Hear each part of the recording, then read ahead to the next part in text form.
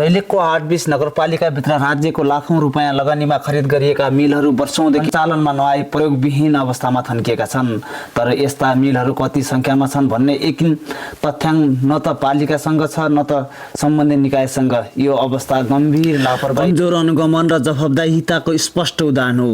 एक हप्ता अघि मात्र हामीले वडा स्तरमा थन्काएर राखिएका मिलहरूको अवस्था सार्वजनिक गरेका थियौं। सोही क्रममा 8-20 नगरपालिका वडा नम्बर 8 लामेछानेमा जडान गरिएको मिल पनि आजसम्म सञ्चालनमा नआएको तथ्य बाहिर आएको छ। उत्पादन वृद्धि, रोजगारी सृजना र स्थानीय आत्मनिर्भरता प्रवर्धन गर्ने उद्देश्यले ल्याइएका यस्ता योजनाहरू किन कागजमा सीमित भएका छन् भन्ने प्रश्न गम्भीर रूपमा उठिरहेका छन्। यहाँ प्रमुख प्रश्न स्पष्ट छन्। मिल खरिद गर्दा बजेट स्वीकृत गर्ने जिम्मेवारको जडानपछि सञ्चालन नहुनुको जिम्मेवारी कसले लिने? अनुगमन गर्ने निकाय किन मौन छ? राज्यको लाखौं मूल्य बराबरको सम्पत्ति यसरी खिया लाग्दा कसको शर्त पूरा भएको छ? स्थानीय स्रोतका अनुसार योजना निर्माणदेखि कार्यान्वयनसम्म पारदर्शिता र प्रभावकारी अनुगमनको अभाव देखिन्छ। विकासका नाममा बजेट खर्च गरियो, प्रतिवेदन तयार गरियो, तर वास्तविक परिणाम शून्य रह्यो।